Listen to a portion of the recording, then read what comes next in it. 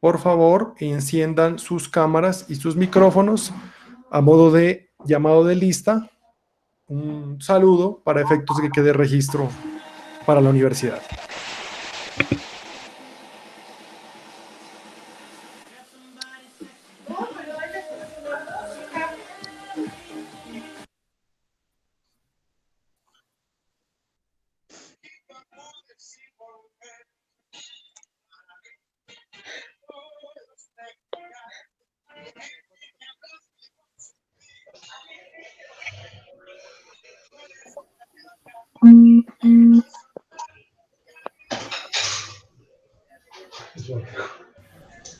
Hola, profe, disculpe, es que mi cámara está dañada. No hay problema, con que intervengas por voz no hay problema. Hola, profe. No tengo cámaras en este momento. Qué pena.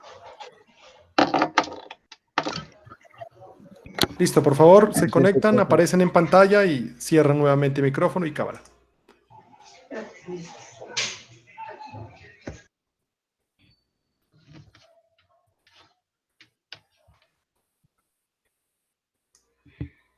Bueno, más adelante entonces haremos otra verificación, ¿vale? Listo, perfecto.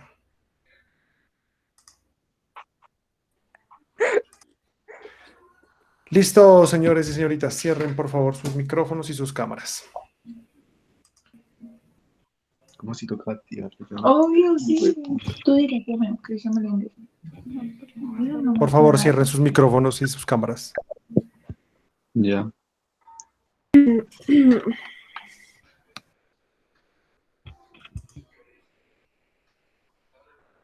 Bueno, entonces, inicialmente vamos a hacer unas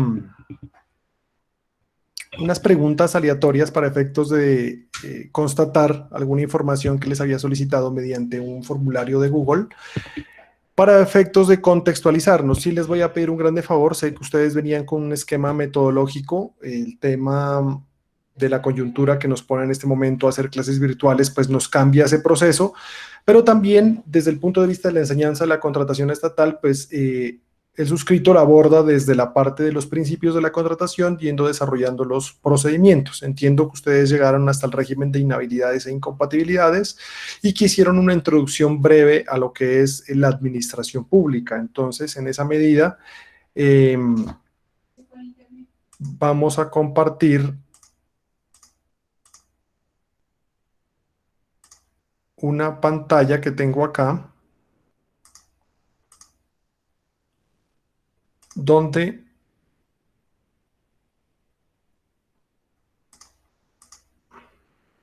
miramos las preguntas que hicimos sobre la materia.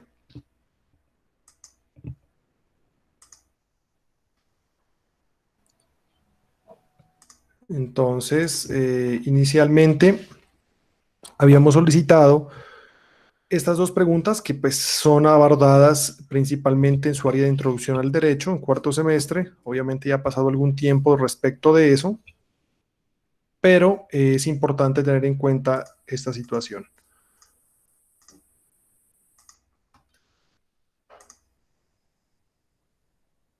Bueno, entonces habíamos preguntado si conocían la diferencia entre principios y reglas. Entonces yo quisiera darle la palabra inicialmente a quien quiera participar voluntariamente y nos cuente si tiene clara esa apreciación entre principios y reglas, que es fundamental para conocer o abordar cualquier área de derecho.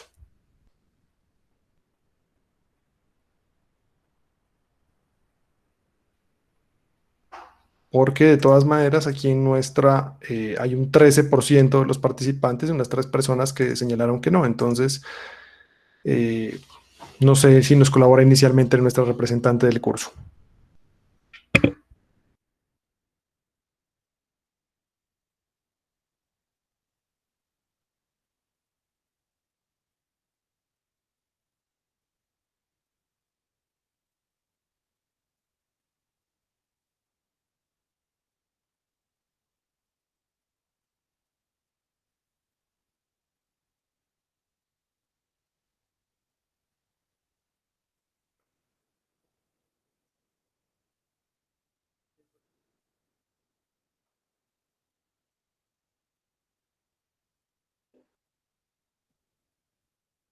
Listo, no hay problema. Hágalo en el chat.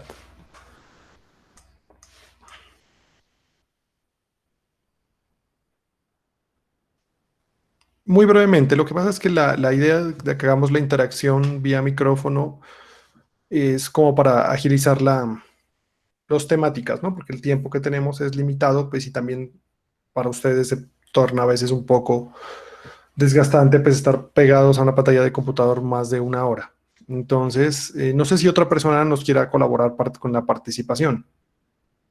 Entonces, mm, de aquí de la lista, Daira Alexandra.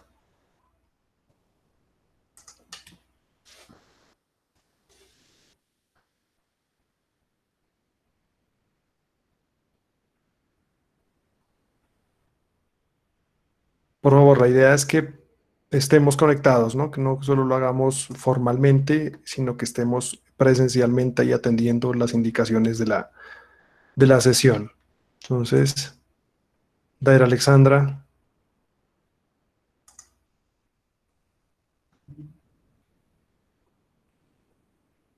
Bueno, dejemos la nota, no nos responde.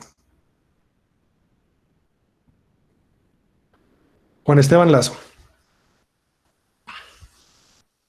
Sí, profe, pues yo fui uno de los que puso que no conozco bien la diferencia. En mi opinión, yo creo que las reglas, o sea, los principios son algo ya como establecidos por la sociedad, por decirlo así, y las reglas ya sería como algo más estricto, como algo ya implementado con el tiempo, ¿no? O sea, lo pienso pero así de manera muy general, pero lo que le contaba puse que, o sea, en esa pregunta puse que no conozco la diferencia. Perfecto, muchas gracias. ¿Alguno de los que haya colocado que sí conoce la diferencia?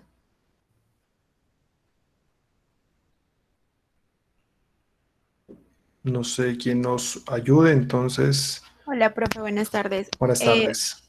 Mira, pues yo puse que la que sí conocía, ya que pues se entendía que por principio era como una proposición pues que sea clara y que sea evidente de una demostración sobre la cual se determina o se fundamenta pues una actuación.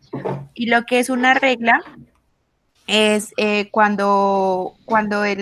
digamos, cuando hay una percepción de una conducta pues ya establecida en función pues de ser, ¿no? Y pues que está legalmente constituida por alguna autoridad o parte de alguna autoridad también.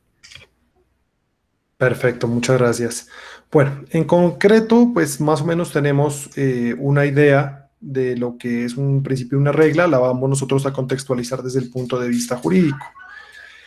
¿Ustedes alcanzaron a ver principios de la contratación estatal? ¿Los enunciaron? ¿Hicieron algún tipo de trabajo sobre eso? Sí, profe. ¿Qué tipo de trabajo hicieron? Realizamos unas lecturas. Ya. ¿Solo eso? Mm, Unas exposiciones hicimos. Unas exposiciones también hicimos. ¿Cuántos principios? Yo les agradecería que me escriban ahí en el chat qué principios abordaron.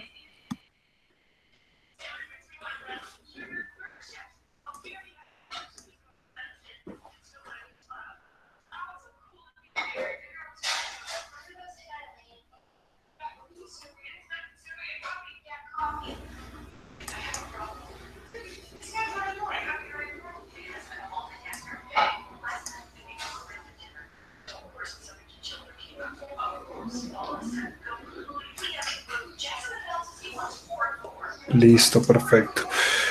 Bueno, ustedes tienen más o menos una idea de lo que son los principios de la contratación estatal. Entonces, ¿cuál sería la idea o cómo vamos a abordar esta temática? La idea es abordar o profundizar en lo que significa cada uno de esos principios a partir de lo que es la legislación de la contratación estatal, concretamente, pues el tema de la ley 80, ley 50 y demás normas que han modificado. Pero inicialmente tengo que advertirles de que esos no son los únicos principios de la contratación estatal. Entonces vamos a hacer en el día de hoy un pequeño recuento ya de la contratación estatal para efectos de volvernos a contextualizar, ponernos ponernos al tanto de cómo es que vamos a abordar esta temática.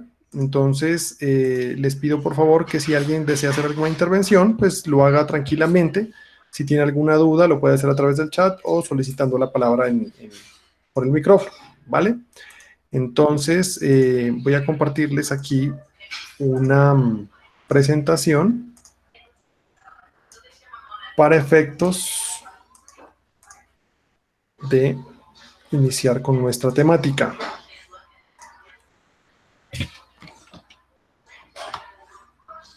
Profe, ¿usted nos puede dar un concepto, o sea, pues claro de cada principio pues Sí. que vayamos a manejar de ahora en adelante? Eso es lo que vamos a hacer. Ustedes hicieron unas exposiciones que me parece un conocimiento, digamos, previo de la situación, pero vamos a ampliar eso.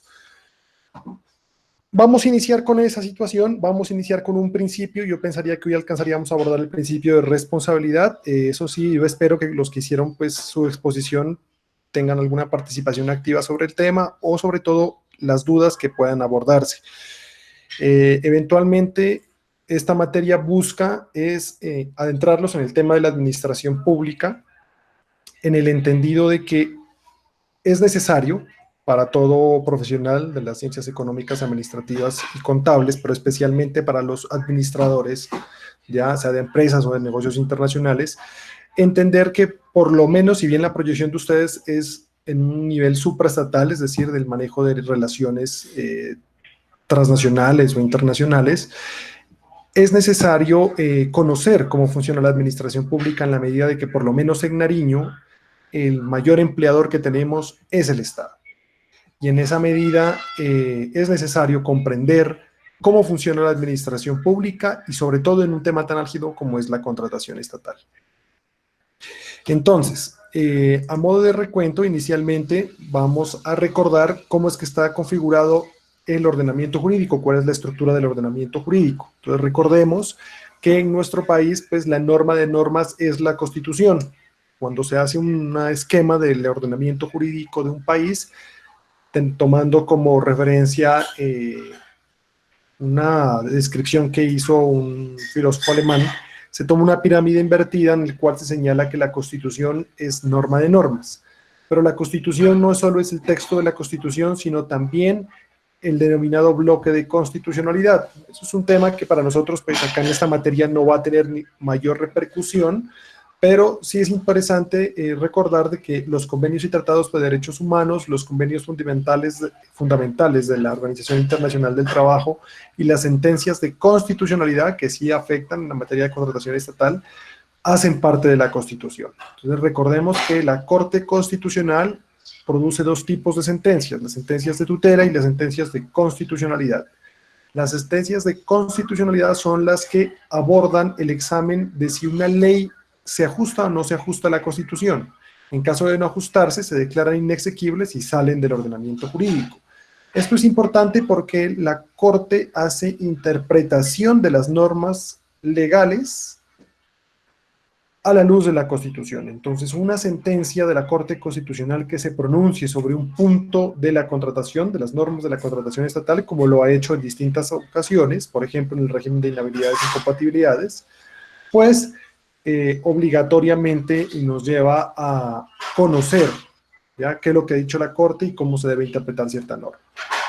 La ley ¿ya? Es la norma que desarrolla esa Constitución y por la ley también se encuentran ratificados los convenios que haya suscrito nuestro país. Entonces, si Colombia suscribe un acuerdo comercial con alguna entidad del orden internacional o desde el punto de vista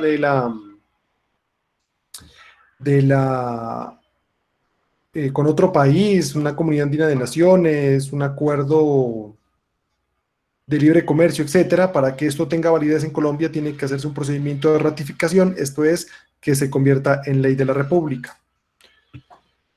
Adicionalmente están los reglamentos, que son unas normas que expide el Ejecutivo, el presidente de la República, la ley la expide el Congreso, los reglamentos los expide el presidente de la República, que hace que desarrolle la ley. ¿Listo? Entonces, la Constitución está en el primer nivel, la ley en el segundo nivel, los reglamentos en el tercer nivel. Luego siguen los contratos, y los contratos son supremamente importantes porque en materia de contratación a nivel general, ustedes tuvieron que haberlo abordado ya, los contratos se realizan como consecuencia de unas disposiciones legales que dan la posibilidad a dos partes de acordar un convenio, un acuerdo de voluntades para lograr algunas prestaciones recíprocas. Entonces, en este caso, los contratos hacen parte de esa fuente normativa, como quiera que son ley para las partes, el principio del pacta sunt servanda. Y finalmente, las sentencias o los laudos arbitrales en materia de contratación estatal son la última ratio, es decir, la norma subjetiva. Cuando se incumple la normatividad, entonces un juez de la República, en este caso un juez contencioso administrativo, que es el que regula esta materia, examina si ese contrato se cumplió o no se cumplió a la luz de ese ordenamiento jurídico y dicta una sentencia. Esa sentencia es la norma subjetiva final, es decir, cuando se resuelve el caso concreto particular de ese Estado. Entonces, ¿dónde están contenidos los principios? Los principios están contenidos principalmente en la Constitución, pero también en la ley. Se entiende que en la Constitución están los principios fundamentales de todo el ordenamiento jurídico, y es importante reconocerlos. Cuando hablamos de la contratación estatal, pues no solamente es la ley 80 y la ley 1150 del 2007, tenemos todo este ordenamiento jurídico, ¿ya? Todas estas normas son importantes conocerlas. Si bien no vamos a profundizar mucho en algunas de ellas, pero sí tenemos que tener ya mucha atención sobre estas normas. Entonces tenemos a la Constitución, el Estatuto de la Contratación de la Administración Pública, que es la ley 80, el decreto ley número 111 del 96, que es el Estatuto Orgánico de Presupuesto, importantísimo cuando entremos a materia del principio de planeación, la ley 489 del 98, que es la ley de administración pública, la ley 1150, que es la que modifica, el decreto ley 4170 del 2011, un estatuto anticorrupción, la ley 1474 del 2011, también estatuto anticorrupción, y estas últimas dos normas que son también estatutos, partes del estatuto anticorrupción, que han hecho modificaciones, no sé si ustedes las alcanzaron a abordar. Esta última, la 2014 del 2019, es una norma nueva, ya en materia de contratación, que alteró la forma en la que aplican las inhabilidades, no sé si la alcanzaron a mirar, salió el 31 de diciembre del año pasado. Y nuestro decreto base, que es el decreto 1082 del 2015. Hay muchos otros decretos, pero la mayoría de materias de contratación estatal fueron compilados en el decreto 1082 del 2015.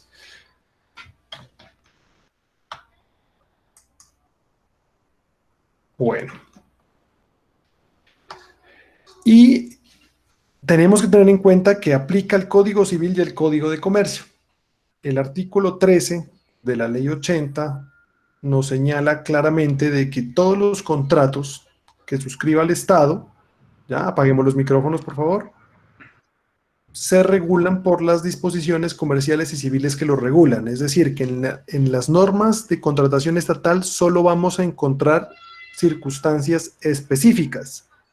Un ejemplo, el contrato de arrendamiento siempre será un contrato de arrendamiento y ese está regulado en la legislación civil o en la legislación comercial. Entonces yo no voy a encontrar nada sobre el contrato de arrendamiento del sector público en la ley 80, porque obligatoriamente la ley 80 me remite a estas normas del Código Civil y el Código de Comercio. Entonces, si yo quiero profundizar en el tema de un contrato en específico, debo tener en cuenta que esos contratos específicos están regulados en su ley propia, ya sea comercial o civil. Existen unos contratos que sí son propiamente estatales, que esos ya los miraremos más adelante, que están regulados en las normas de la contratación. ¿A quiénes le aplican todo este mare magnum de normas sobre la contratación estatal? Me imagino que eso ya lo analizaron, pero la ley 80 es clara en decir, bueno, le aplican a todo lo que se considere un establecimiento público, una entidad estatal, empezando desde el Congreso, los órganos de control, los que integran la rama ejecutiva del poder público, las asociaciones de entes territoriales como municipios, departamentos, los territorios indígenas, las empresas descentralizadas, las empresas industriales y comerciales del Estado, las de economía mixta con participación mayor al 50%, ¿ya? Y cualquier entidad pública. Pero existen algunas entidades que tienen un régimen especial, ¿ya? Es decir, que no les aplica el Estatuto de la Contratación de la Administración Pública. Hay muchas, pero yo he traído algunas acá, como el Banco de la República. ¿Alguien conoce o sabe cuál es la diferencia entre un establecimiento público y una empresa industrial y comercial del Estado? ¿Eso lo abordaron?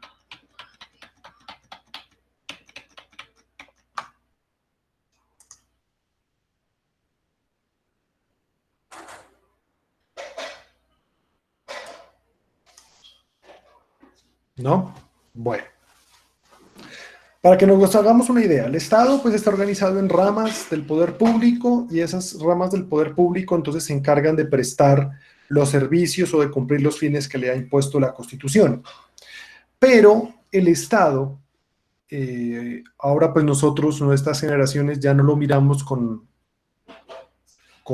esa magnitud con la que se miraba en el pasado, pero en el pasado sí encontrábamos nosotros entonces la industria pública.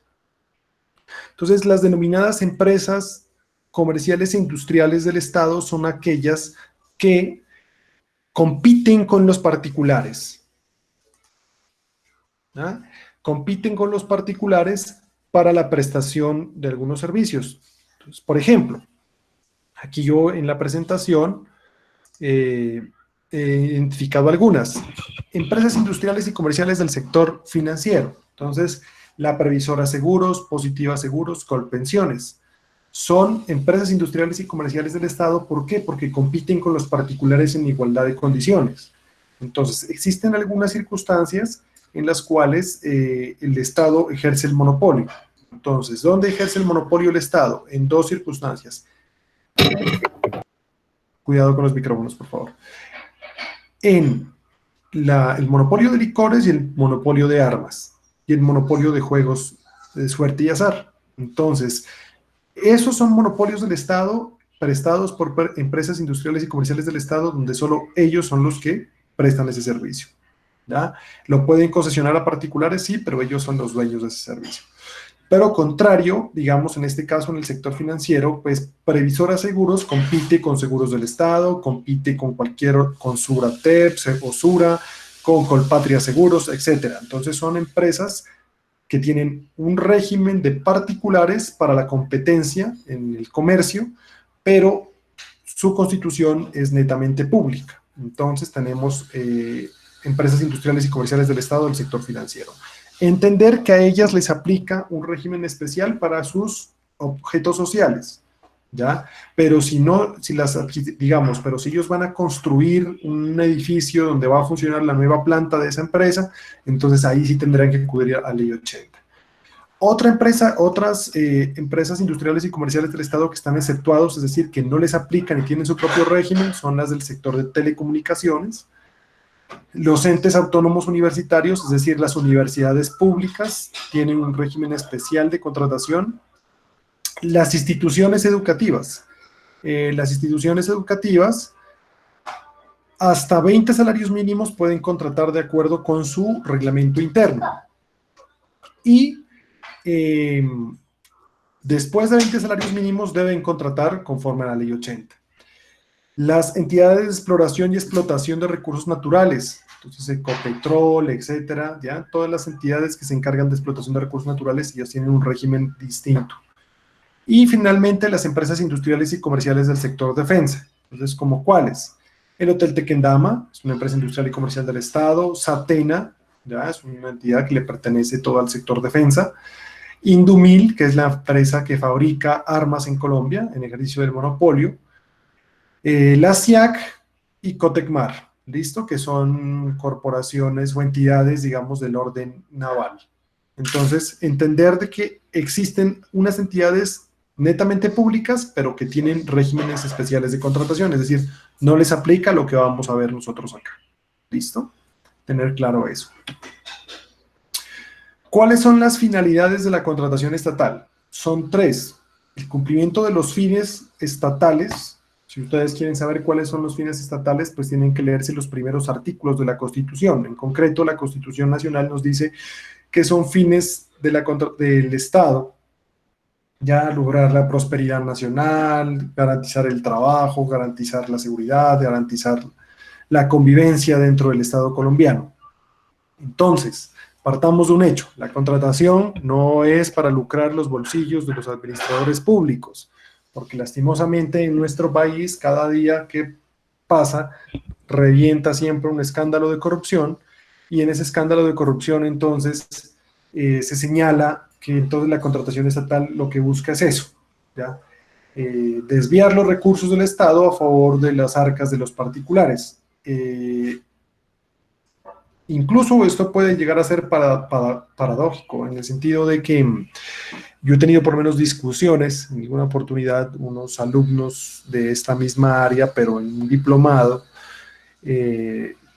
estudiantes de ingeniería civil de otra universidad señalaban, bueno, pero es que el profesor nos dice que si no se le da plata al alcalde, entonces no vamos a tener obras, y si no hay obras, pues no hay experiencia y nos quedamos allí. Ojo, ese tipo de circunstancias, pues lo único que le hacen es daño al país. Nosotros tenemos que procurar, y la idea de esta materia es justamente eso, fortalecer ya esa parte de los principios de la contratación estatal, porque independientemente cuál sea la norma que ustedes vayan a aplicar como operadores jurídicos, ya sea como administradores de esos negocios internacionales, como contratistas del Estado, ¿ya?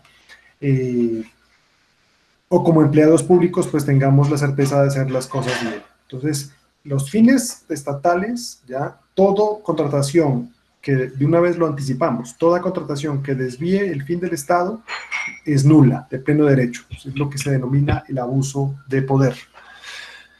La continua y eficiente prestación de los servicios públicos. Claro está, los servicios públicos son una obligación del Estado. En consecuencia, la contratación estatal, pues lo que busca es ayudar al Estado a cumplir esos fines.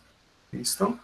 Y la efectividad de los derechos e intereses de los administrados. Entonces, las finalidades de la contratación estatal son lograr que el Estado pueda moverse, pueda cumplir el objeto para el cual está creado. ¿Solo al Estado le corresponde entonces llegar a esto? No. Cuando el particular entra a contratar con el Estado, entonces se ve obligado a colaborar en el cumplimiento de los fines. De allí que, por ejemplo, cuando ya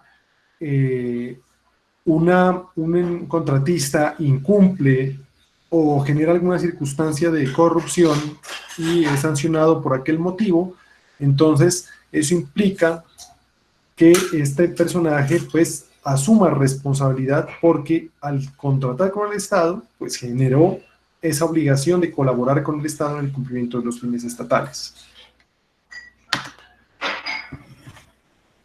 ¿Quiénes son los partícipes de la contratación pública? ¿Quiénes son las personas o las unidades de trabajo que están allí siempre interactuando? Entonces, inicialmente, todas las entidades estatales que miramos, a quienes les aplican la contratación estatal. Colombia Compra Eficiente, y les hacía la pregunta sobre Colombia Compra porque eventualmente la existencia o la creación de Colombia Compra está permitiendo ya mejorar, hacer más eficientes los procesos de contratación en el Estado. Hoy por hoy, con los acuerdos marco de precio, que es algo que ya miraremos más adelante, pues se permite ya la contratación con mejor poder adquisitivo del Estado. Los oferentes en los procesos de contratación, personas particulares o personas públicas, porque no nos olvidemos que las entidades públicas también pueden participar de procesos de selección.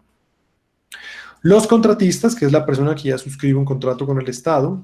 Los supervisores, que son los encargados de vigilar el cumplimiento. Los interventores, que tienen un deber más de evaluar el cumplimiento desde el punto de vista técnico y que son obligatorios en determinados contratos, como la obra pública. Y las organizaciones de la sociedad civil y ciudadanos cuando ejercen participación ciudadana. No nos olvidemos de que todos nosotros, como ciudadanos colombianos, tenemos la facultad de hacer control, ¿ya?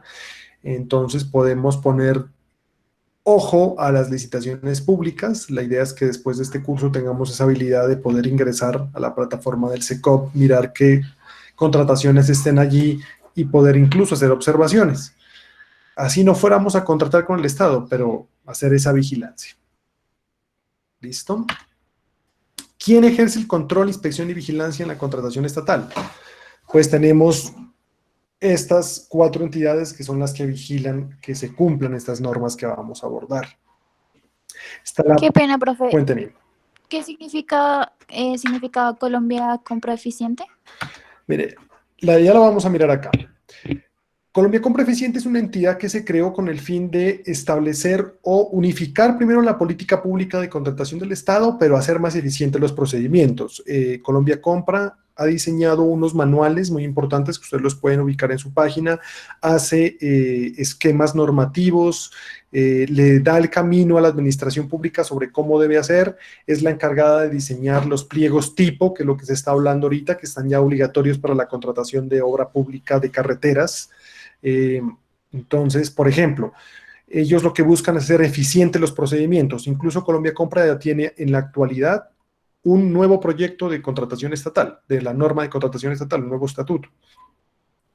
Porque ustedes saben, lastimosamente en nuestro país surge una norma y los amigos de lo ajeno, pues ellos evolucionan más rápido y convierten esa norma en un instrumento, en una herramienta para lograr sus fines. Pero lo que busca justamente estas normas, o por lo menos nuestro curso, que es lo que busca, que ustedes identifiquen esos principios de la contratación estatal que nos van a permitir aplicar de correcta manera. Entonces, Colombia Compra lo que busca es eso, buscar mayor eficiencia, mayor transparencia y optimización en los recursos del Estado. Entonces, yo les he hablado de los acuerdos marcos de precio. Entonces, ¿qué son los acuerdos marco? Ya el municipio X no tiene que estar sacando una licitación pública para contratar, por ejemplo, la conectividad de las instituciones educativas, porque allá le llegan operadores de garaje, porque en esto funciona mucho el tema de la tercerización. Entonces, ¿yo qué hago? Hago una empresa de garaje, con esa empresa le compro a la multinacional el servicio, lo tercerizo y luego yo se lo vendo 3 veces más caro al Estado. En este curso vamos a ser bastante crudos desde la experiencia que tengo en el sector público y especialmente en este tema. Entonces, así funciona lastimosamente en algunos escenarios la contratación estatal. Entonces, ¿qué es lo que busca Colombia Compra? Hacer eficientes. ¿Cómo lo hace? Con los acuerdos marco de precio. Entonces, ¿qué hizo Colombia Compra? Se reunió con los grandes operadores de telecomunicaciones del país y les dijo, bueno, ustedes vamos a hacer un acuerdo marco en el cual ustedes me garantizan precios durante un año. Y nosotros contratamos todas las entidades del Estado con ustedes. Ustedes solo compiten en subasta inversa, es decir, a la baja del precio. Pues todas las entidades hacen a principios de año peticiones a Colombia Compra para efectos de decir, listo, yo quiero que me contrate el Internet para tantos usuarios de tanta capacidad. Colombia Compra mete todo eso en un sistema y le dice, listo, necesitamos tantas conexiones a Claro, Telefónica y UNE o Tigo. Y le dice, ¿quién me da el mejor servicio a menor precio? Listo. Digamos que Claro se gana la selección abreviada y hace y firma directamente el contrato. Entonces, ese alcalde de ese municipio pequeño se evitó de hacer una licitación donde le llegan, vuelvo y insisto, las empresas de garaje a ofrecerle servicios, además con mordida, y consigue a menor precio un mejor servicio. ¿Listo? Entonces, Colombia Compra busca esas circunstancias. La Procuraduría General de la Nación pues hace acción preventiva y disciplinaria. ¿Por qué yo meto a estas entidades y hago hincapié en esto? Porque vamos a ver también desde el punto de vista de la responsabilidad del control que se ejerce, cuáles son los riesgos de incurrir en una falta a las normas de la contratación estatal. Entonces, para el servidor público existe una responsabilidad disciplinaria y en consecuencia la Procuraduría es la encargada de inhabilitarlo, destituirlo por faltas a la función pública. La Fiscalía General de la Nación, ustedes saben, es la encargada titular de la acción penal, es decir, de perseguir a las personas que cometen delitos en nuestro país. Desde el punto de vista del control fiscal, es decir, de la pérdida de recursos públicos, entonces el control previo lo hace, o concomitante, lo hace la Oficina de Control Interna de Gestión de cada entidad. Es un cargo que actualmente es por concurso de méritos por periodo de cada 4 años. Entonces, para ustedes lo tengan, se enteren. En 2 años va a haber concurso de jefes de control interno de las entidades territoriales, ¿ya? Y ahorita supongo que va a haber de las entidades nacionales también. Sí, de ambas circunstancias. Entonces es un cargo que se encarga dentro de las entidades públicas, que hace el control interno, como su palabra lo dice, a la gestión de las entidades públicas. Pero el control fiscal previo lo hacen ellos. Y el control fiscal posterior, es decir, cuando ya se cometió el daño, el correctivo, cuando ya se perdieron los recursos, lo hacen las Contralorías territoriales, ya sea municipal o departamental, o la Contraloría General de la República. ¿Listo? Entonces, entender de que todas estas normas de la contratación pública están vigiladas por ¿quiénes? Por la Procuraduría, la Fiscalía, los entes de control fiscal, pero también de la misma manera con Colombia Compra Eficiente, que es una entidad encargada de orientar, favorecer, ayudar a las entidades públicas en el transcurso de esas circunstancias. Bueno.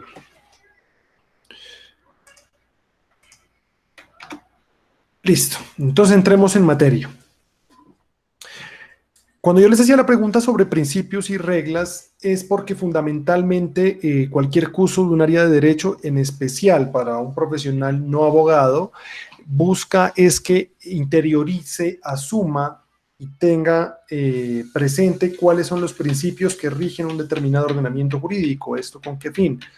Con el fin de que cualquiera que sea la norma que se le presente pueda interpretarla y aplicarla correctamente. Nosotros hemos oído ciertamente y muchas veces de que echa la ley, echa la trampa, de que las reglas son para violarlas, que etcétera, etcétera, etcétera. Entonces tenemos esa cultura lastimosamente de que el más vivo es el que gana. Lastimosamente miramos cómo nuestros, entre comillas, representantes o líderes en la administración pública muchas veces lo único que buscan es llegar al poder para defraudar las arcas del Estado y no para conseguir los fines, como lo miramos. Entonces, ¿cuál es la idea? De que cuando analicemos las normas de la contratación estatal, podamos nosotros conocer los principios y aplicar. Ustedes ya hicieron una exposición breve, pero nosotros vamos a profundizar en qué significan esos principios y cómo interpretarlos a la luz de cualquier normatividad contractual, ¿vale?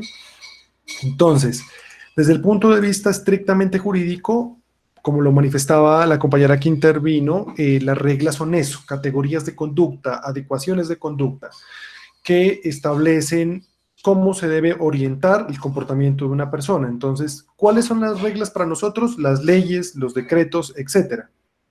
¿Listo? Porque nos dicen, así se debe contratar, estos son los procesos de selección, estas son las modalidades de selección, etcétera, etcétera, etcétera.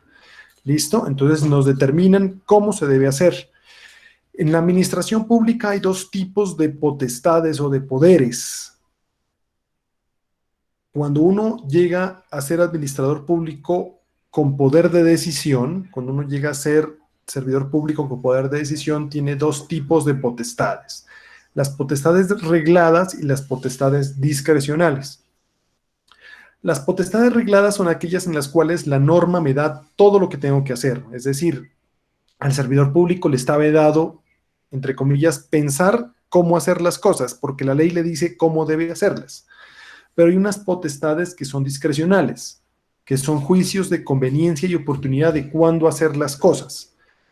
Pero discrecional no significa arbitrario.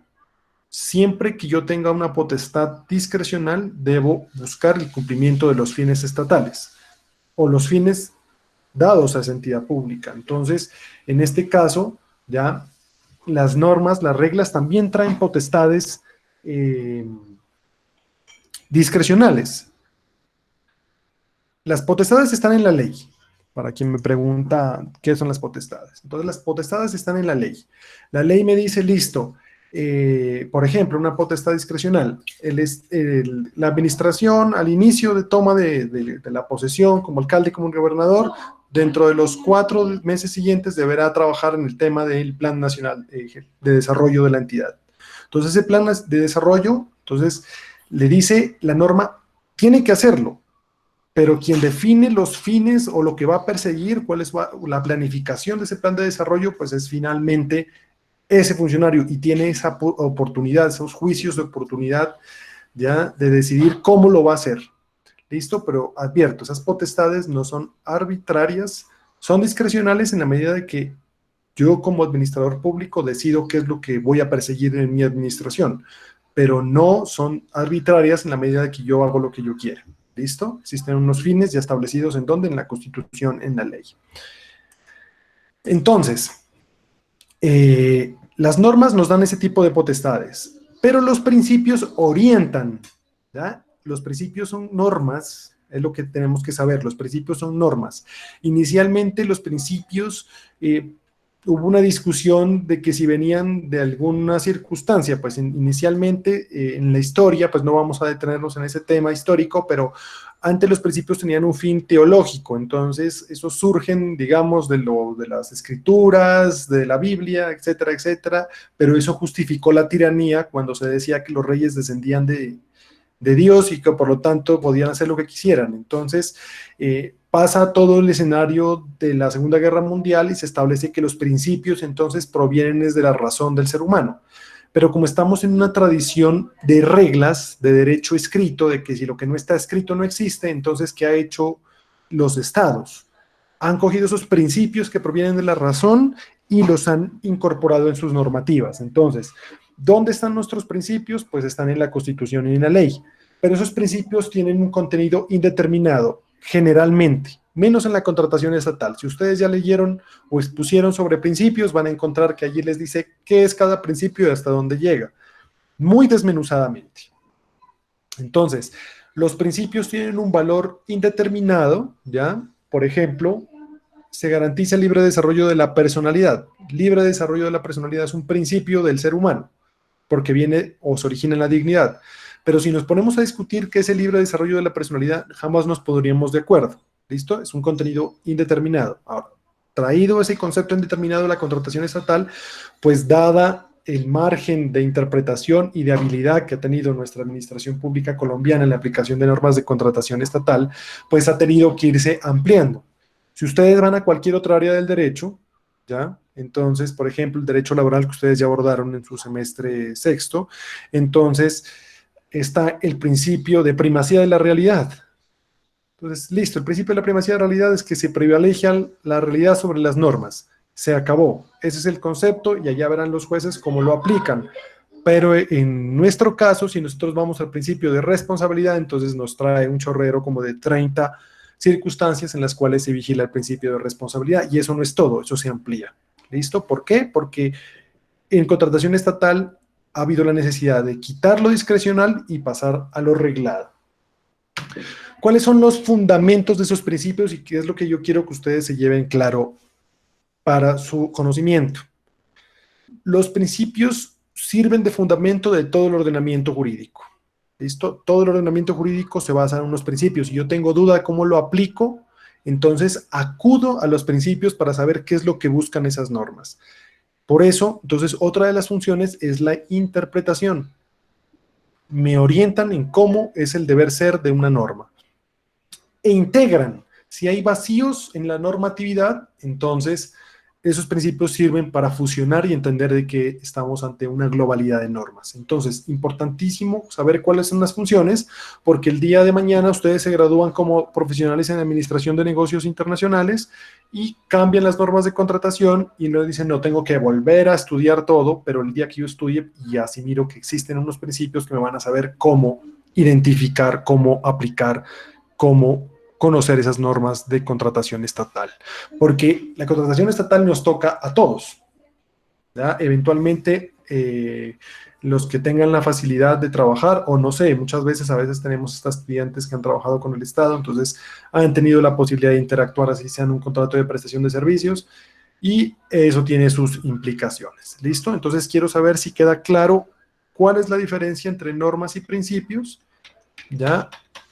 Y si queda alguna duda antes de empezar a abordar ya nuestros principios. ¿Sí está claro?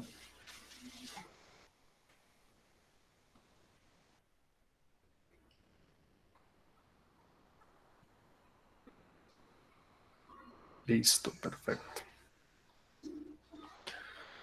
Si tienen alguna duda, no olviden preguntarla, ¿no? Que la idea es poder ser un poco más interactivos acá en nuestra clase. Bueno, entonces los principios de la contratación estatal están contenidos en distintas normas. Si nos Profe, vamos a... Dígame.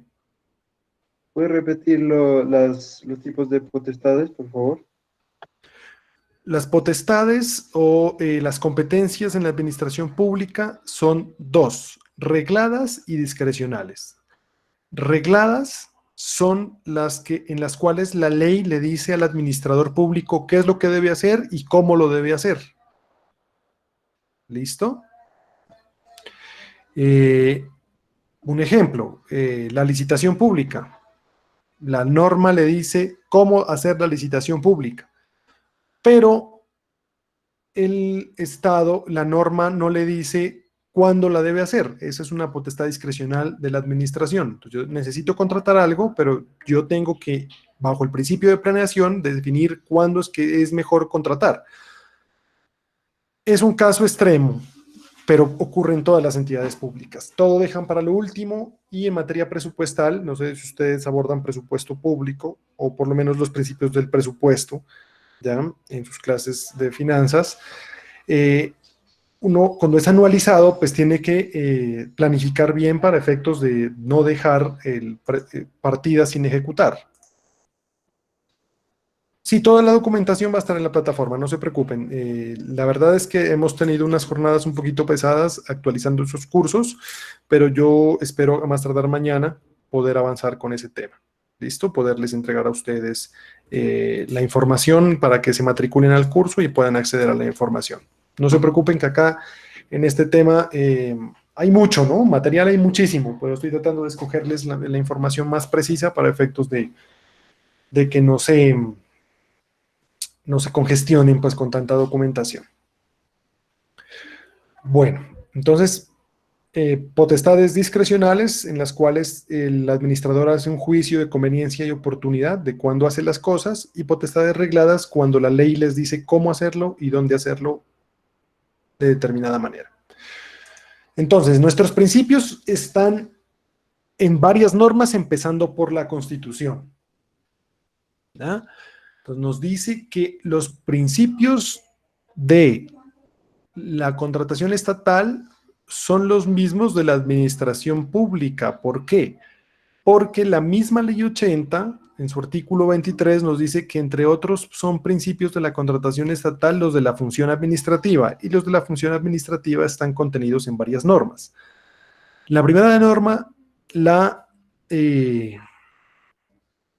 Constitución, norma de normas. Entonces, el artículo 209 nos dice que son principios de la administración pública, la igualdad.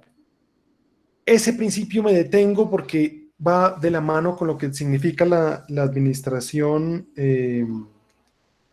lo que es los principios que son de la selección objetiva, el principio de selección objetiva. Entonces, ¿por qué?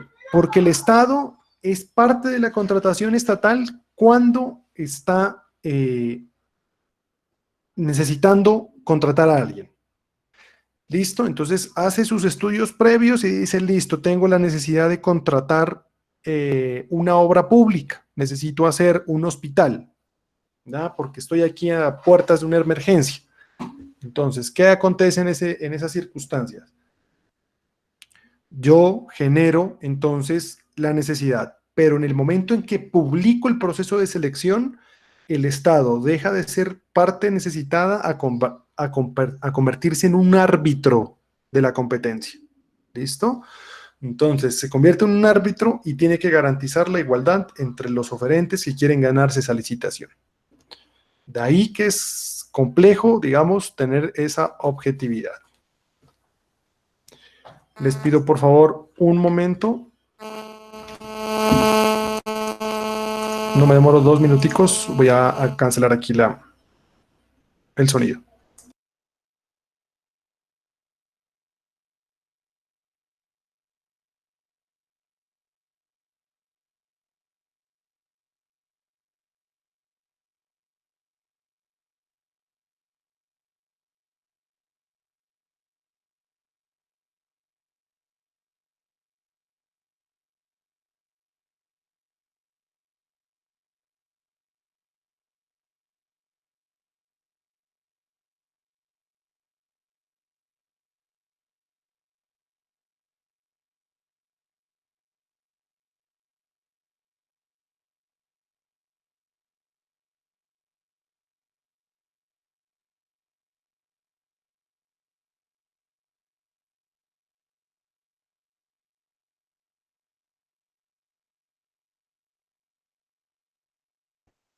Bueno, qué pena con ustedes.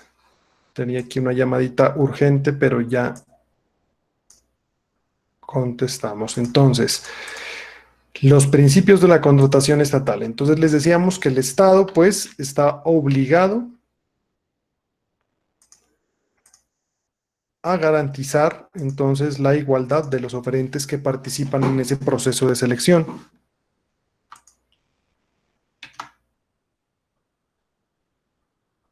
Segundo, principio de moralidad. La moralidad tiene que ver con el cumplimiento de los cometidos estatales. Puntualmente, la moralidad busca es que la administración cumpla el fin para el cual fue creada, no satisfaga sus intereses particulares. Eficacia, economía, celeridad, imparcialidad y publicidad. Ya vamos a ver uno a uno de estos principios en nuestro desarrollo, pues, de nuestra área, pero esos principios también están establecidos en la Ley 80. La Ley 80 nos agrega unos y nos dice el principio de transparencia, el principio de economía.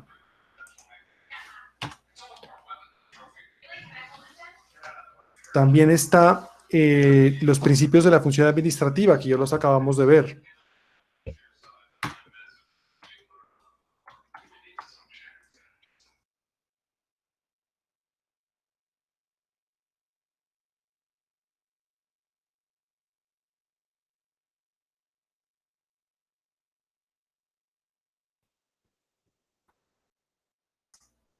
También están entonces los principios del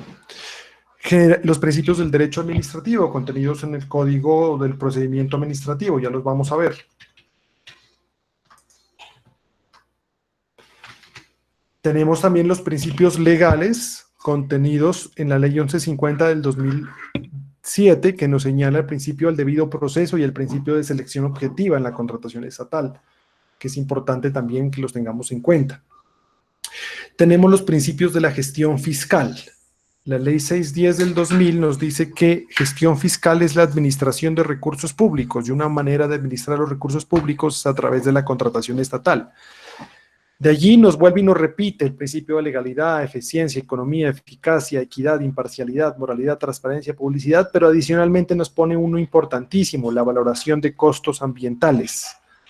Entonces nos dice, mire, ¿ya? Haga la obra que tenga que hacer, pero también verifique cuál es el perjuicio ambiental que se está cometiendo. Y tenemos los principios de la Ley 489, que nos habla de los principios de la función administrativa, y nos mete algunos adicionales, nos dice buena fe, igualdad, moralidad, celeridad, economía, imparcialidad, eficacia, eficiencia, participación, publicidad, responsabilidad y transparencia. Entonces, nosotros miramos que son muchísimos los principios, más de los contenidos o más de los abordados en sus exposiciones, ¿ya? Y que a la luz de estos principios es que se hacen los juicios de reproche, es decir, son los principios a través de los cuales, pues, se juzga, se verifica que se cumpla con esta contratación estatal. Para efectos de nuestra clase, yo he tratado de seleccionar unos principios que me parecen fundamentales en la medida que están desarrollados en la ley. Es decir, vamos a ver el principio y su ejecución legal, procedimental, para efectos de que tengamos en cuenta. Entonces, inicialmente vamos a hablar del principio de responsabilidad. ¿Listo? Entonces, frente a su concepción, pues inicialmente, pues ustedes ya los abordaron en sus exposiciones, tiene que ver con toda la retribución, ¿ya?, que tiene ser parte de la contratación estatal, en la medida de que genera un tipo de responsabilidad. Entonces, inicialmente, ese principio impone unas cargas, unas obligaciones, tanto a la administración pública como a los que contratan con el Estado. Y pone unas obligaciones muy específicas.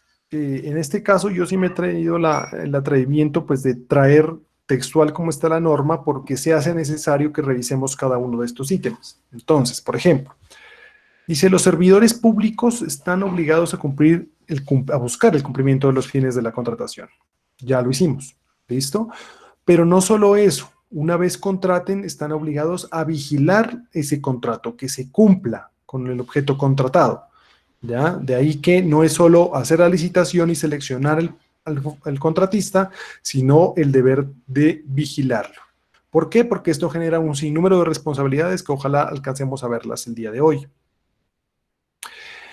No solo los derechos de la entidad, sino los derechos del contratista y los terceros que puedan verse vinculados en esa circunstancia. Entonces sabemos que un contrato estatal puede afectar derechos de terceros, como por ejemplo, cuando en una obra pública se ocasiona un accidente y como ocasiona ese accidente mueren particulares. Entonces tener en cuenta de que hasta allá se extiende la responsabilidad del Estado. Bueno. Los servidores públicos actúan o responden por sus acciones, omisiones o extralimitaciones. ¿Tenemos claro el concepto de extralimitación de funciones?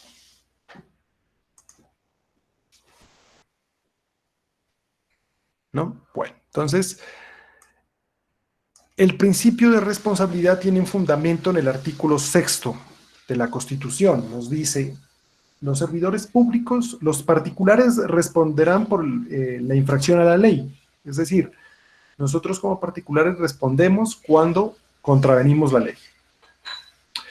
Pero los servidores públicos lo hacen por acción, es decir, cuando contravienen la ley, omisión, cuando dejan de cumplir o de hacer lo que tienen que hacer, o extralimitación, que es cuando hacen más de lo que deben, más de lo que la ley les permite.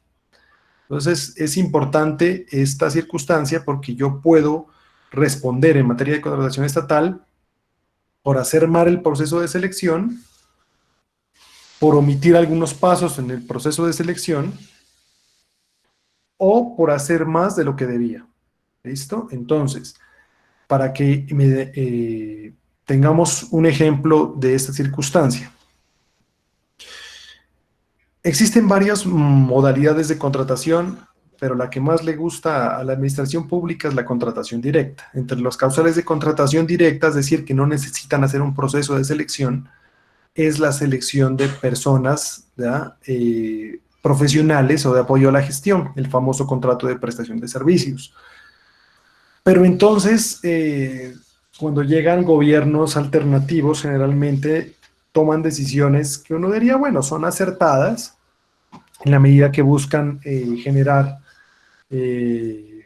una selección objetiva de los procesos, pero eso puede generar responsabilidad. Por ejemplo, no sé si ustedes miraron la convocatoria que hizo el secretario de Gobierno de Bogotá, de que las personas que iba a contratar en su secretaría las iba a hacer mediante un proceso de selección que él se inventó ahí en redes sociales, les dio un día para, eso es lo que estamos mirando, para seleccionarlos. Entonces, la ley que le está diciendo la administración: usted a su contratista de prestación de servicios lo contrata directamente, no necesita, ¿ya?, que usted haga un proceso de selección, lo contrata directamente, pero yo me pongo de servidor público ultra activo a dármelas de interesante con la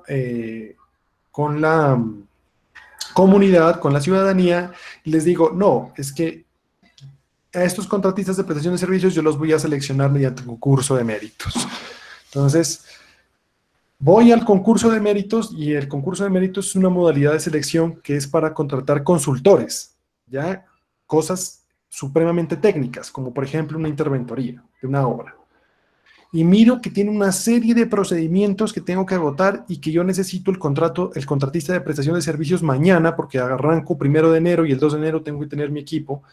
Y por ponerme de ultra activo, entonces dijo que voy a hacer un concurso de méritos. Entonces me invento más bien un procedimiento y en una semana me hago un proceso de selección por redes sociales y selecciono el personal. Listo, el fin está bien, privilegia el mérito, privilegia seleccionar las mejores personas, privilegia tener un buen equipo de trabajo, pero ¿qué está haciendo el administrador? Saliéndose de la normatividad, extralimitando sus funciones. Entonces, resulta que en ese concurso que me inventé por redes sociales, Yo tenía a dos personas, una con una suprema hoja de vida y otro que es amigo mío que solo hizo especialización. Y digo, bueno, ya hice el concurso, pero como la ley me permite contratar directamente, pues yo selecciono a mi amigo y lo meto aquí. La ley me permite hacer eso. Ya, yo sé que él me va a cumplir.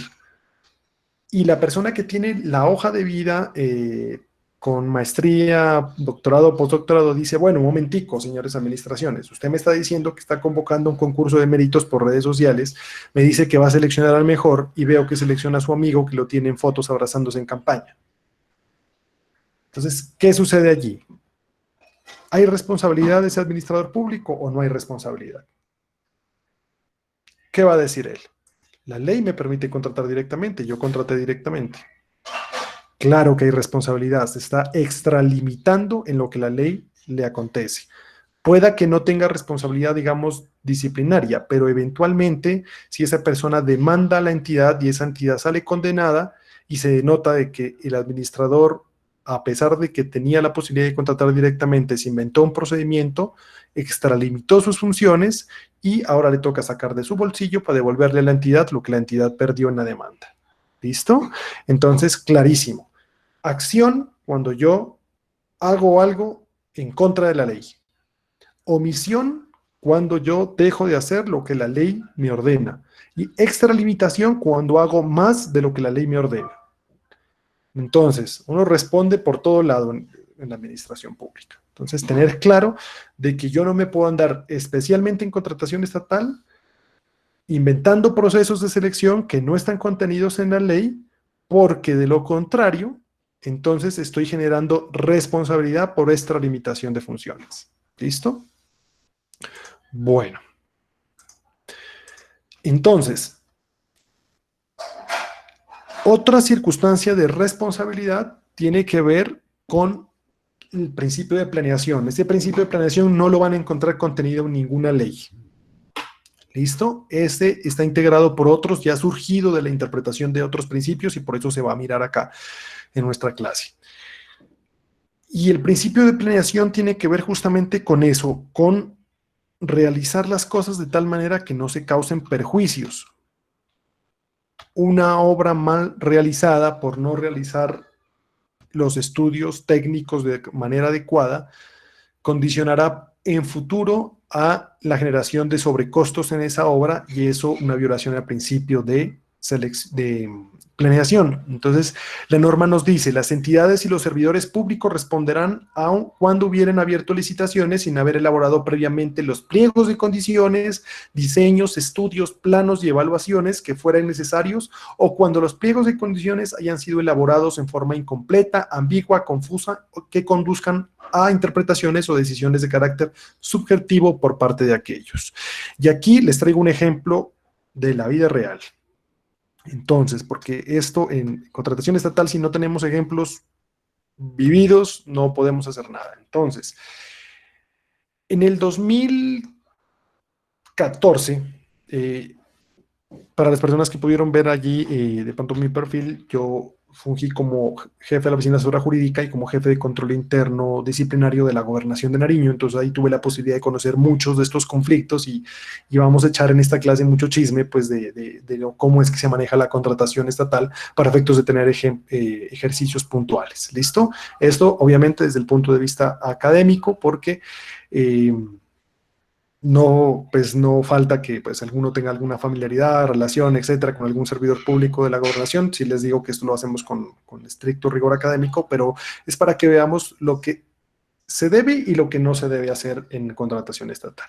Entonces, por ejemplo, en el 2016 a mí me tocó atender la defensa del departamento de Nariño en una demanda en la cual una entidad, una empresa, una constructora, pedía una actualización de mayores cantidades de obra y mayor permanencia en la obra, ya mayores cantidades, hace alusión a que tuvo que construir más de lo que le contrataron, y mayor permanencia, que tuvo que estar en el tiempo, más tiempo en el sitio de la obra que el estimado por la entidad estatal, y eso genera sobrecostos. Entonces la entidad decía que, la empresa, perdón, la constructora decía que le estaban debiendo un remanente de 4.000 millones de pesos. La obra costaba 10.000 millones de pesos y ellos decían que le estaban adeudando 4.000 millones más por mayor permanencia en el sitio de la obra y mayores cantidades de obra. ¿A razón de qué? A razón de que cuando llegó al sitio de la obra era una adecuación de una línea sanitaria, es decir, de la tubería de desagüe de una vía en el norte de Nariño, y la adecuación de eso, los diseños entregados en su momento por el INVIAS decían que solo había una red de acueducto, una red de alcantarillado y que esas estaban en muy malas condiciones, que debían haberlas, tendrían que volverlas a levantar, volverlas a hacer y volver a arreglar la carretera. Pero resulta que cuando llega la empresa y empiezan las excavaciones, se encuentra que no había ni una ni dos, sino 5 redes de alcantarillado. Por cada vez que se construía una casa, se hacía una red de alcantarillado que se conectaba de manera diferente, o cuando cada administración hacía una adecuación, hacían esa situación. Entonces, ¿qué le conllevó a esto al contratista? Pues a levantar todas esas redes de alcantarillado, que le dijeron que era solo una la que tenía que arreglar, y unificar 5 redes de alcantarillado en una sola. Eso conllevaba ya en efecto a determinar de que existía una indebida valoración de los estudios técnicos previos. ¿Listo? Entonces la entidad estatal decía, bueno, fue culpa del INVIAS porque el INVIAS me dio los estudios, pero eso no exime de responsabilidad al Estado. El Estado tenía que haber hecho estudios, y así sea para contratar los estudios, debe haber unos estudios previos. Entonces, por ejemplo, la eterna discusión del metro de Bogotá, ¿ya? Entonces, yo no puedo contratar si no tengo estudios previos. Entonces, se dice ahora, y ahora que salió la nueva detalle de la Contraloría General, cuando dice, miren, es que el metro subterráneo sí tenía estudios y ahora van a contratar nuevamente estudios para hacer un metro elevado, ahí demuestra entonces una indebida planeación, porque teniendo estudios para una cosa, van a contratar y pagar por otros estudios. O si yo voy a contratar los estudios y la obra, necesariamente tengo que tener unos estudios de base para poder generar un adecuado proceso de selección. Entonces, responde el servidor público cuando hace mal el ejercicio de planeación. ¿Listo?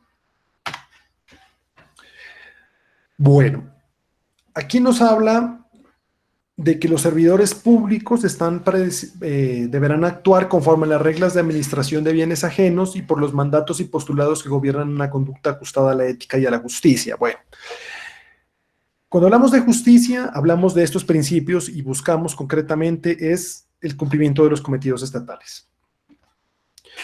Cuando hablamos de la generación de adoptar los postulados de la administración de los negocios ajenos o de los bienes ajenos, eso hace alusión, no es que yo voy a administrar los recursos del Estado como que si fueran míos, ¿ya? Sino a las reglas de administración que trae la legislación civil. Entonces, hay varias formas de administrar y de responder, ¿ya? Hay la administración de bienes como un buen padre de familia, es decir, la que se le exige al hombre común, ¿ya? Al ser humano común, de que administre sus bienes de conformidad como lo haría un buen padre de familia, es decir, que garantice que a todos les llegue su alimento, su habitación, etcétera. Eso en virtud, pues, de esas normas de legislación civil que provienen del derecho romano. Pero también, cuando hablamos de la administración de bienes ajenos, es el mínimo cuidado que un hombre de negocios pondría en sus negocios propios. Entonces, así lo dice la legislación comercial. Entonces, el servidor público que ejerce la contratación estatal responde, o el juicio de reproche que se le hace, es como que si estuviera administrando su propio negocio. Entonces, si yo para mi propio negocio tengo un cuidado, ya tengo guantes de seda para hacer las cosas con el fin de no incurrir en pérdidas, lo mismo se le exige al servidor público. Este quinto punto es importantísimo. En materia de dirección y manejo de la actividad contractual, responde siempre el jefe o representante legal. independientemente de que él delegue o no delegue la potestad de contratación, ¿ya? O que existan comités asesores o organismos de control y vigilancia de la misma. Entonces, si alguno de ustedes tiene intención de acceder a un cargo de elección popular, ¿ya? Sea aquí en Pasto o en cualquier otro municipio de nuestro país, entender de que independientemente de que usted le delegue, ¿ya?, a su secretario X que haga la contratación estatal, no lo libera de responsabilidad. Eventualmente, en materia de gestión de recursos públicos, siempre responde, ¿ya? Siempre responde el servidor público, que es jefe o representante legal de la entidad, y cuando existen malos manejos en los pagos, el tesorero. Es verdad que responden todos los servidores públicos que tengan a su cargo el proceso contractual, pero lo que tiene que decir, o lo que dice la ley 80 en este caso, ya es que el mayor juicio de reproche, o sea, el mayor reclamo se lo harán siempre a quién, al representante legal de la entidad. Pero también la responsabilidad no es únicamente del Estado o del administrador público, sino también de los contratistas cuando formulen propuestas artificiosamente bajas. Y esto es un problema de todos los días. Y les cuento un ejemplo de qué es una propuesta, una oferta artificiosamente baja, o no sé si ya lo abordaron, pero por ejemplo, cuando nosotros éramos jefe de control interno disciplinario, que es como una especie de procuraduría pequeña al interior de las entidades del Estado, en este caso de la gobernación, pues nosotros girábamos muchas comunicaciones de lo que se denominan notificaciones, citaciones para efectos de hacer a llegar a los servidores públicos en el departamento, cuando los estábamos investigando. Empecé a tener un problema con la empresa de correo porque me empezaban a aparecer la misma firma con la misma letra en todas las guías. Entonces uno dice, bueno, ¿qué está pasando aquí? ¿Me va a causar esto una nulidad, un problema en el proceso? Y me puse a investigar qué era lo que estaba aconteciendo. Entonces logro identificar que lo que estaba haciendo la empresa era firmar ellos mismos las guías como que si las hubieran entregado para cobrarlas, sin importar si estuvieran entregando el correo o no. Entonces, pues, como jefe de control interno, puse el gran grito en el siglo, solicité que se declarara el incumplimiento de ese contrato. Pero cuando seguimos haciendo la indagación sobre qué era lo que estaba sucediendo, entonces, pues, ya la empresa se tocó y dijo, no, vamos a entregar su correo a través de un tercero, y entonces contratan a la empresa Envía, que es una empresa grande a nivel nacional de correspondencia. Cuando yo adentro más allá en la investigación y empiezo a verificar el proceso de selección,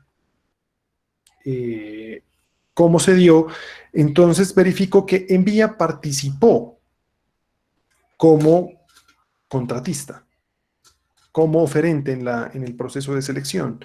Entonces uno le dice, bueno, si se supone que yo elegí al más económico, ¿ya?, para la entidad, y ahora el más económico contrata al más caro para prestar el servicio, entonces, ¿qué sucedió ahí? Claro, ¿qué es lo que sucede? Él se está ganando el proceso de selección, se lo está ganando única y exclusivamente porque está colocando precios artificiosamente bajos. Les pido, por favor, 2 minuticos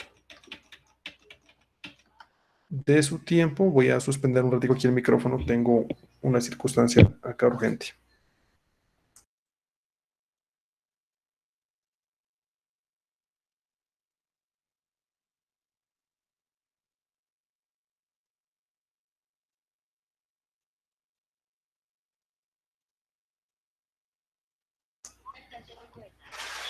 Si tienen dudas, yo les agradecería que las escriben al chat mientras tanto.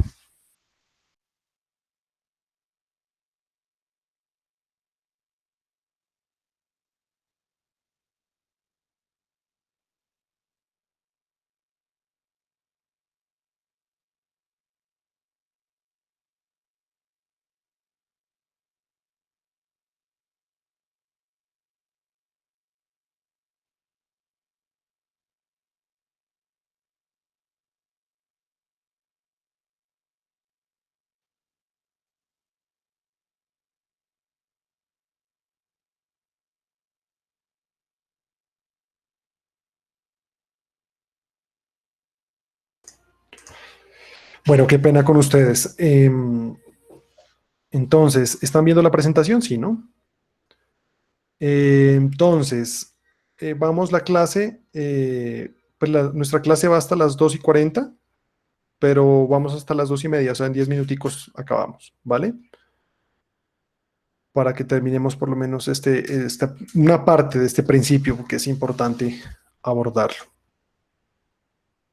Entonces, les pregunto si tienen algún tipo de duda de pronto de lo que hemos abordado hasta el momento.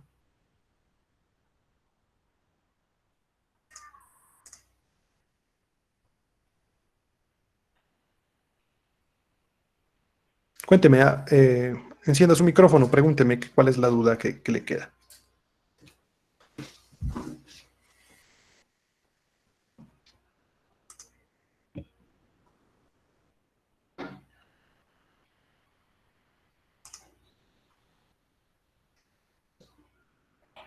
Lizeth, ¿cuál es la duda que tiene?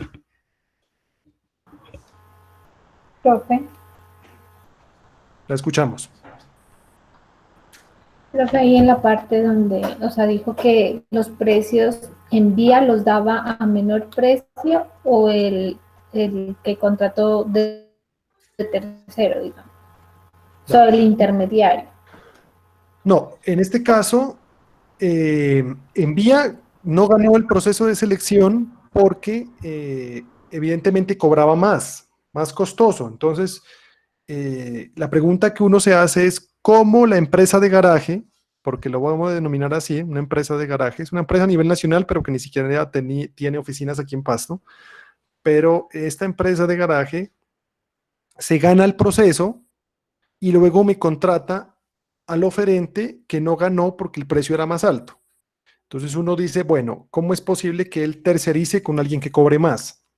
Ahí no le queda ninguna ganancia, no hay ningún objetivo. Entonces, ¿cómo es posible que él se contrate? Entonces, ¿a qué conclusión llegamos nosotros? A que este señor ya estaba entregando mal el correo, cobrando por esos correos mal entregados y generando ganancias a costa de un incumplimiento contractual. Y entonces dice, oye, ¿por qué se ganó la licitación él? ¿Por qué? Porque él cuando presentó su oferta cobraba menos. Eso es lo que se denomina los precios artificiosamente bajos. Para eso hay una fórmula matemática, ¿no?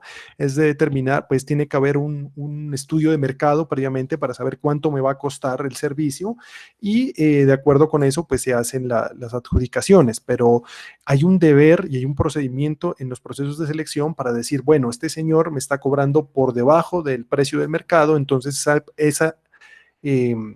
esa oferta es lesiva a los intereses de la entidad porque no me va a garantizar que el servicio se cumpla. Entonces, el factor precio no siempre es el definitivo para seleccionar un contratista del Estado. Eso sí es importante tenerlo en cuenta.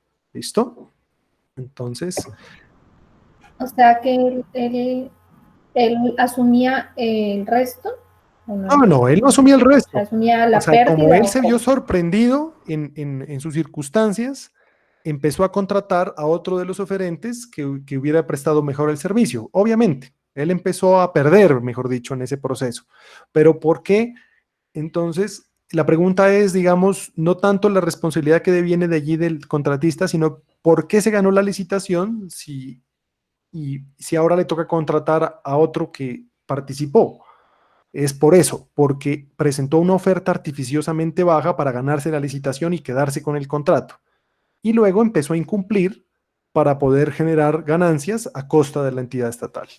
Entonces, lo importante es que este contratista, yo solicité que se le adelantara el proceso en su momento, y seguramente culminó, no sé si ahora terminaría pues con sanción, pero lo cierto es que finalmente responde, ¿ya? Responde por esas circunstancias. Entonces, no solo responden los servidores públicos, sino también responden los contratistas. ¿Listo? Finalmente, para acabar con el tema de responsabilidad de contratistas, digamos, eso es apenas el tema legal, ¿no? Vamos a profundizar ya el tema de responsabilidad en la próxima clase. Pero entonces, los contratistas responden cuando formulen propuestas con precios artificiosamente bajos, cuando contratan ocultando el régimen de inhabilidades, incompatibilidades y prohibiciones, ¿no? O con información falsa. Hoy por hoy hay gente que se dedica a asesorar este tipo de circunstancias porque es muy fácil de detectar colusión. ¿Qué es la colusión? El asocio entre los distintos oferentes para generar ofertas demasiado atractivas. Por ejemplo, la oficina con la que yo trabajo es una oficina que ha hecho participaciones. Yo los invito a participar o consultar nuestras redes sociales, es Granja Velasco Abogados. Allí ustedes encontrarán, por ejemplo, que uno de nuestros colegas que trabaja con nosotros hace un activismo en materia de contratación estatal y ha identificado, por ejemplo, cuando se hacen pliegos de condiciones amarrados a un determinado contratista, ¿ya? O cuando se verifican. Entonces hay personas que se han vuelto como muy especialistas en este tema para identificar cuándo se está contratando bajo ese régimen de inhabilidades e incompatibilidades o cuando se suministra información falsa. Por ejemplo, en el gremio de la construcción, lastimosamente se ha visto que hay mucha asocio, digamos, hacen consorcios entre ingenieros que se ganan los procesos de selección, cobran una comisión por eso, pero no, ellos no son los que prestan. Ellos solo tienen la experiencia, pero ellos no son los que ejecutan el servicio. Luego va otro que los contrató, les pagó por prestar sus nombres, el que ejecuta la obra y luego este incumple y se meten en problema a los otros. Entonces, cuando es información falsa, ¿por qué? Porque están colocando una falsedad ideológica, están diciendo nosotros somos los que vamos a contratar y finalmente es una empresa mucho más pequeña con menos capacidad la que se gana el contrato. ¿Listo? Y frente al tema de la buena calidad del objeto contratado. En materia de calidad, debemos recordar nuestras clases de derecho comercial en el entendido de que la calidad debe estar establecida en los pliegos de condiciones. Entonces, lastimosamente, aquí se han generado unas reglas de que todos podemos participar en condiciones de igualdad, pero por lo menos cuando yo manejaba la contratación de la Universidad de Nariño, por ejemplo, la universidad tiene un régimen especial por ser entidad estatal de régimen autónomo, pero nosotros decíamos, bueno, hacíamos un sondeo con docentes, por ejemplo, ¿cuáles son los mejores marcadores para los tableros? ¿Ya? Entonces ellos dicen las de la marca tal. ¿Cuál es el mejor lápiz? Entonces está el Norma o el Mirado número 2. ¿Cuál es el mejor tal cosa? Entonces nosotros contratábamos estableciendo unos estándares de calidad con marca. Eso no lo pueden hacer las demás entidades, pero sí hay fichas técnicas que me permiten a mí determinar el objeto contratado. Cuando la entidad estatal no genera ya un estándar de marca por línea del Código de Comercio y del Código Civil, se entiende que la calidad es media. Entonces, ojo, nosotros como contratistas, entonces si a mí no me exigen un estándar de calidad debidamente establecido en los pliegos de condiciones, en el contrato, en los estudios previos, pues la calidad del servicio que voy a prestar es media porque la ley así lo presume. ¿Listo? Bueno, yo creo que por el día de hoy vamos a terminar allí. No sé si tengan alguna duda ya frente a lo que estamos abordando, me gustaría que la manifiesten. Yo les pediría, por favor, me den un chancecito hasta el día de mañana para enviarles el link del curso virtual. Tenemos varios cursos, estamos matriculándolos de a uno conforme al tema. Si les pido un favor, si de pronto estoy repitiendo información que ustedes ya abordaron con la doctora María Alejandra, pues me lo hagan conocer para efectos de avanzar en los espacios, pero sí considero que por el cambio de metodología y el cambio de docente, pues es importante dejar unas bases sólidas, como les digo, desde el punto de vista de los principios, para efectos de que cualquiera que sea la norma de contratación estatal, ustedes la puedan abordar con tranquilidad en su ejercicio profesional o actualmente si son contratistas del Estado, etcétera, etcétera. Y no duden igualmente contar conmigo para todo lo que bien tengan en materia jurídica. Soy el abogado de la facultad, pues uno de los varios abogados de la facultad, pero concretamente del programa de mercadeo y de administración de negocios internacionales. Entonces, cuenten conmigo para lo que necesiten, sobre todo en estas épocas tan difíciles que nos va a tocar vivir, pues con este tema de la expansión del virus COVID-19. Entonces, les agradezco mucho por su participación. Dejamos estos minuticos que quedan para ver si tienen alguna duda y espero, pues, abordar con suficiencia estos temas. ¿Listo?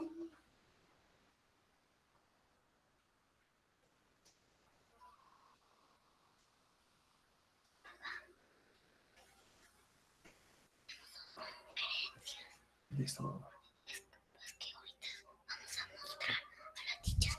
Bueno, entonces, muchas gracias por todo. Nos vemos en nuestra próxima sesión. Ya les agendo y estén pendientes, por favor, a sus correos electrónicos.